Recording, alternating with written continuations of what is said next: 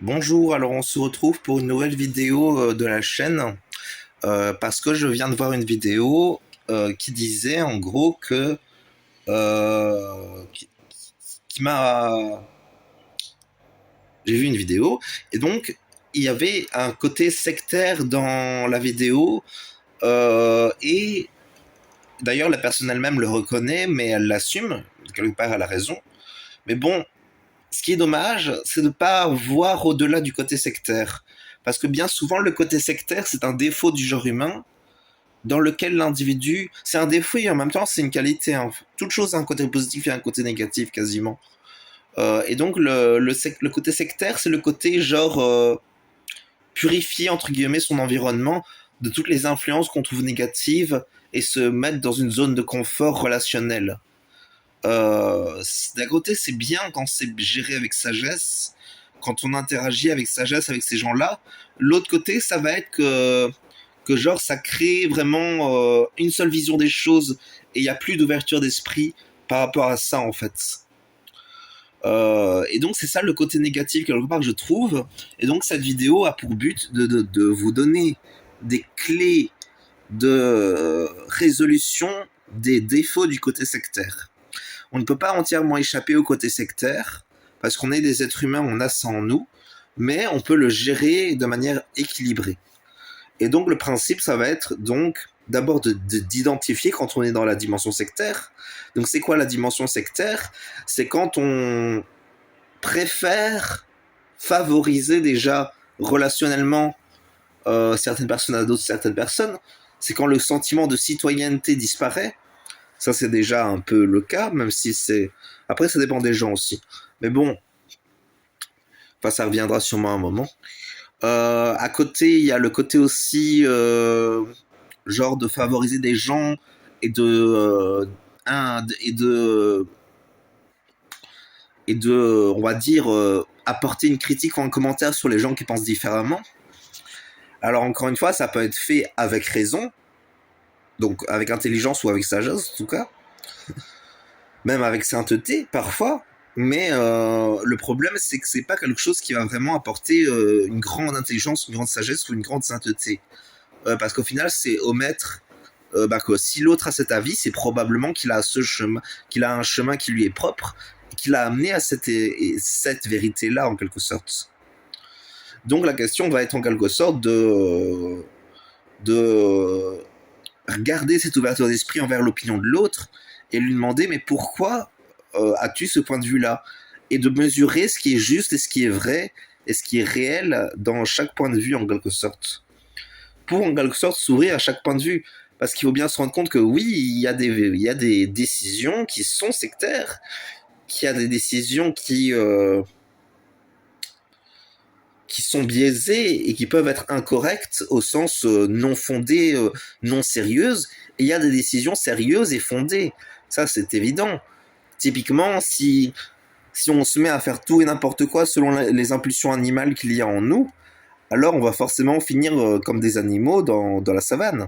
Mais si nous nous organisons collectivement, et si nous agissons avec sagesse, intelligence, sainteté, et toutes les bonnes qualités que l'être humain peut avoir, alors nous pouvons nous organiser de manière droite, juste et noble les uns pour les autres. Et c'est ça qui est important au final de retenir, c'est vraiment ce côté de genre s'organiser, garder des bonnes valeurs collectives, donc le soutien, l'écoute, vraiment le côté aussi du discernement, c'est-à-dire d'apprendre à discerner, de juger, parce que on nous a dit par le passé que le jugement était mauvais, c'est faux. Ça, c'est un excès vis-à-vis du jugement justement. Euh, on ne peut pas ne pas juger. Pourquoi? Parce que nous sommes sur la Terre, nous sommes des êtres incarnés dans certaines conditions. Et c'est au regard de ces conditions que nous jugeons et que nous discernons. Et il ne faut pas trop se fier à son ressenti, c'est-à-dire qu'il ne faut pas non plus trop, parce qu'on a ressenti telle chose vis-à-vis de telle chose, considérer que c'est mauvais. Ça peut être mauvais dans une certaine mesure, mais ça a un côté positif, forcément, c'est sûr. On peut aussi dire qu'il faut réussir à avoir de l'empathie vis-à-vis des autres, l'empathie est une clé d'évolution très importante. Pourquoi? Parce que l'empathie permet de comprendre le point de vue des autres et au lieu de voir et de les juger, de se dire ah oui, en fait, il n'a pas eu le choix que de penser ça. Il n'a pas eu le choix que de dire ça. Et le complément divin de l'empathie, c'est le respect. Parce que au lieu de juger l'opinion, au lieu de dire ah ça c'est mal, on voit le côté lumineux de l'opinion de l'autre quelque part, avec l'empathie et le respect. Bien sûr, on peut dire que telle opinion est dangereuse, on peut dire que telle opinion est maladroite ou incorrecte, si c'est vrai en tout cas. En tout cas, pour la personne, ça peut être vrai.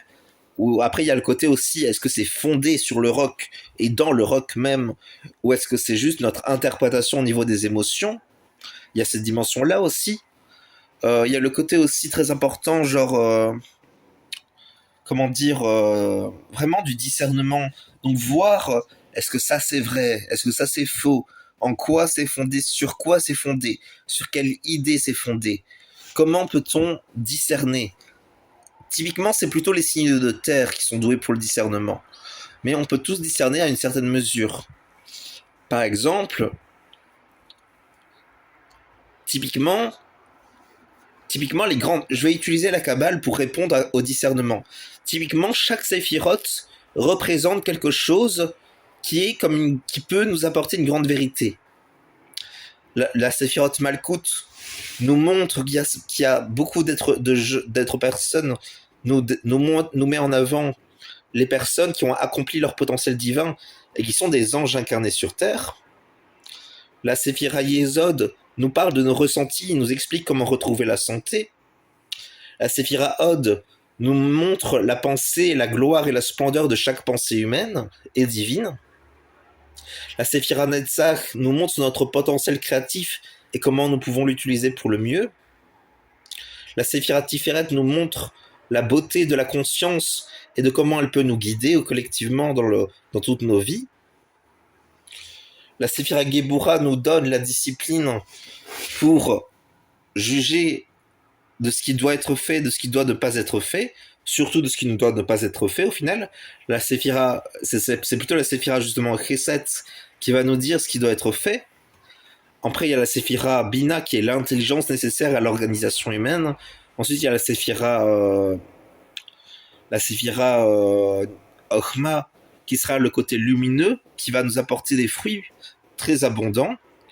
Et ensuite, il y a la Séphira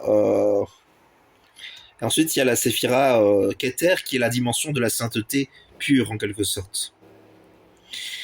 Et après, il faut savoir que toutes ces qualités-là, nous les avons tous en potentiel et nous devons les cultiver. Donc, en quelque sorte, nous avons à cultiver ces qualités. Par exemple, je vous invite à, de temps en temps, quand vous vous rendez compte que vous avez commis une erreur, méditer, ça peut se faire par la conscience. Déjà, la conscience, ça aide beaucoup, mais vous pouvez avoir une optique mentale. Le mental étant plutôt de l'ordre de Netzach. Le problème du mental, c'est que c'est un corps de péché. Pourquoi? Parce que le mental, il peut considérer tout vrai, en fait, le mental. C'est ça le problème du mental, en fait. Alors que Tiferet, c'est la conscience. Et la conscience, elle est pure. Elle dit toujours les choses telles qu'elles sont. Telles qu'on les voit, telles qu'elles sont dans comment on les conscientise en nous. Donc ça, il faut vraiment plus se fier à notre conscience et aux séphirotes supérieures qu'à la séphirote du mental, quoi, en quelque sorte, qu'au côté mental de Netzach. Netzach, Od, Yesod et Malkout sont bons, hein, mais le problème, c'est qu'ils sont reliés aux 4 corps inférieurs que sont le corps physique, le corps émotionnel, le corps astral et le corps mental. Bien évidemment, c'est relatif, mais quand on observe bien avec justement Tiferet, c'est quelque chose dont on peut facilement prendre conscience. Ensuite, il est important de se débarrasser de ces scories négatifs. Donc, par exemple, si vous vous rendez compte, peut-être comme moi, justement, que vous avez tendance à avoir telle pensée qui vous provoque des écueils dans vos relations, bah c'est probablement que c'est quelque chose qu'il faut dépasser. Il faut aller à la racine et discerner ce qui est juste et ce qui est injuste dans cette pensée. Surtout ce qui est fondé et infondé, ce qui est réel et non réel, ce qui est vrai et non vrai. Ensuite, au-delà de tout ça, il y a le côté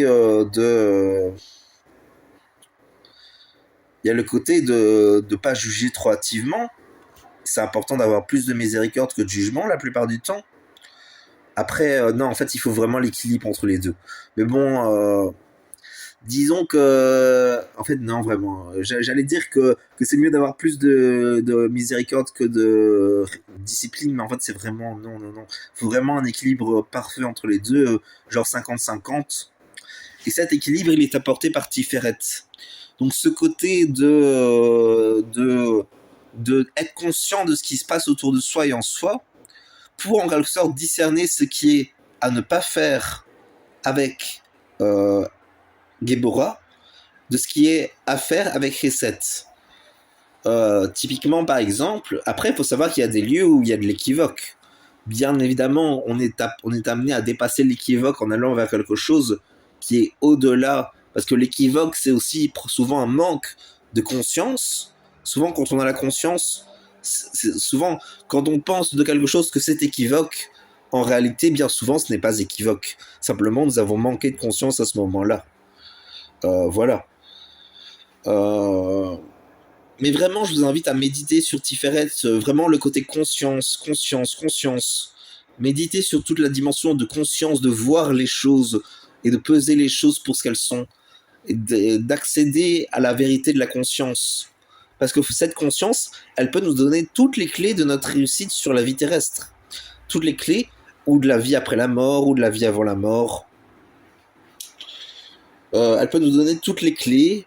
Ça ne veut pas dire qu'on réussit tout ce qu'on veut faire, parce que parfois nous sommes pris parfois par des désirs qui ne sont pas forcément purs, donc ça va nous amener des problèmes. Bien évidemment, c'est ça le problème, il faut réussir à se déconnecter, à ne pas cultiver le côté des désirs non fondés quelque part. On a tous une part de nous qui est fondée sur des désirs non fondés quelque part. On a tous en nous des désirs non fondés, des désirs de gloire, des désirs de... Enfin bon, on les connaît, on les connaît. Avec la conscience, on peut accéder en tout cas à comment les connaître. Encore une fois, il faut rappeler que nous vivons sur le plan physique. Donc il y a ce côté-là qui fait que qu'on peut pas à 100%, on peut pas à 100% non plus expérimenter le divin dans notre monde terrestre. Mais bon, au final, on peut quand même y accéder relativement. Donc il y a quand même de l'espoir pour le genre humain, ça c'est sûr. Il y a toujours de l'espoir de toute façon. Donc voilà pour ce moment spirituel avec Tiferet que je voulais partager avec vous. Donc vraiment, pour conclure, il faut cultiver la conscience, être conscient de ce qui est bon pour soi et pour les autres, et vraiment ne pas rentrer dans l'égoïsme du verso. C'est ça le problème avec le verso, c'est que ça, à côté, il peut développer de l'égoïsme, tout comme il peut développer de la charité et de la générosité. Il faut réussir à cultiver la générosité. Pourquoi? Et ça se fait aussi par le développement des diverses dimensions du verso. C'est-à-dire qu'il y a un côté, il faut travailler avec Saturne par exemple pour développer l'intelligence du verso. Donc l'intelligence qui perçoit les choses pour ce qu'elles sont et comment il faut réagir et réussir à accéder à la pleine intelligence quelque part. Et après, il y a aussi Uranus, Mercure et Vénus qui sont importants pour le verso. Mais actuellement, on est vraiment dans le côté saturnien, quoi, dans l'intelligence, qui est nécessaire à développer et à cultiver, si on veut vraiment accéder au verso. Donc voilà pour cette vidéo, la conclusion. Donc, je vous invite à la charité, donc à percevoir que, donc à comprendre et à percevoir que il est important d'avoir une tolérance les uns envers les autres. Et si vous avez des blessures, il faut cultiver la guérison ou le soin de soi. Si vous avez des difficultés dans les relationnels avec les autres au point qu'il y a des vrais troubles majeurs, il faut vraiment arriver vers la guérison, chercher cette énergie de la guérison et rentrer en contact s'il faut avec des guérisseurs ou des gens qui peuvent aider. Il faut aussi vraiment cultiver le côté positif, tout en cultivant aussi le côté positif du négatif.